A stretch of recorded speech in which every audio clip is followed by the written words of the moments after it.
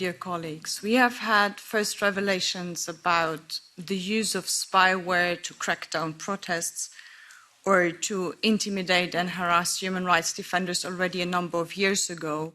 And about a year and a half ago, we had first revelations about the misuse of spyware inside the European Union, which has prompted us, I think, to come up with this inquiry committee, which was more than timely, and I'm afraid we have not seen the end yet of all the revelations.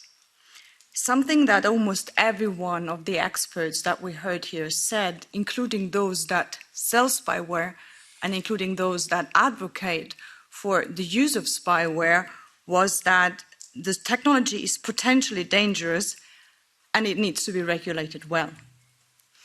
And looking at our work the last 8 or 9 months on how well it is regulated in the European Union, I think we can constate there is a broad failure of regulation.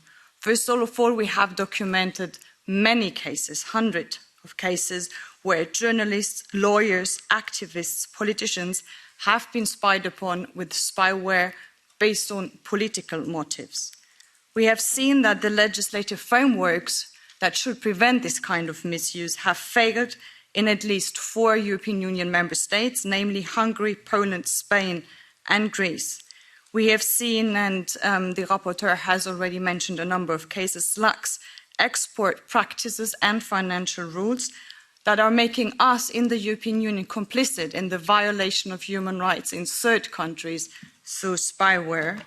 We have seen that domestic control structures, democratic control structures in member states consistently fail, either because Secret Service does not want to cooperate, or because we see that until today, all the revelations that we have about the misuse of spyware is still coming only from journalists and civil society organizations, and not from the structures that should be in place to prevent this kind of misuse. And finally, colleagues, victims are left alone. While the perpetrators, sometimes the own governments of the victims, have all the information from the victims' phones, victims until today have no formal information about why and on which legal grounds it has been spied upon them. And colleagues, all of that is not happening in some kind of weird autocratic or dictatorial state. This is happening inside the European Union, which is the area on the world that is praised for the strongest democratic institutions and the strongest respect for rule of law. So just imagine how this is looking at in other places. So I think we can clearly state that the use of spyware is out of control inside the European Union, and it is, as Sophie said, our job to connect the dots, to expose the misuse, and to stop it. And I have to say, I find this attack on EU democracy that we are witnessing here so grave that I really hope we will be able to work together beyond national reflexes and across party lines to stop this.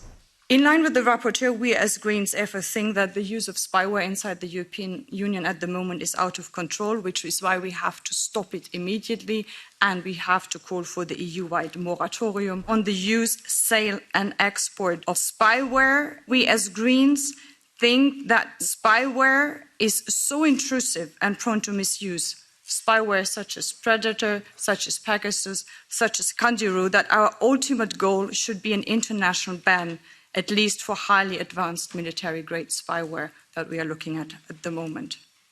When it comes to less intrusive spyware and its use inside the European Union, we would also like to see a general ban with only narrowly defined exceptions based on an exhaustive list of cases, ensuring that all legal safeguards are met regarding the zero-day vulnerabilities that we have discussed at length. We should altogether start treating the zero-day vulnerabilities as what they are, which is a security problem. Let's be very clear. If we know and use zero-day vulnerabilities for our spyware, others know and use these zero-day vulnerabilities for their spyware against us. We have seen this in the case of Spain, where the Spanish government was spying based on certain zero-day vulnerabilities on the Catalans, while at the same time Morocco was spying on Spanish authorities with the same zero-day vulnerabilities. In third countries, we have seen even more severe consequences happening from the misuse of spyware, including people ending up dead of non-natural causes after they have been spied upon, or people ending up in prisons because they have been spied upon by their own governments.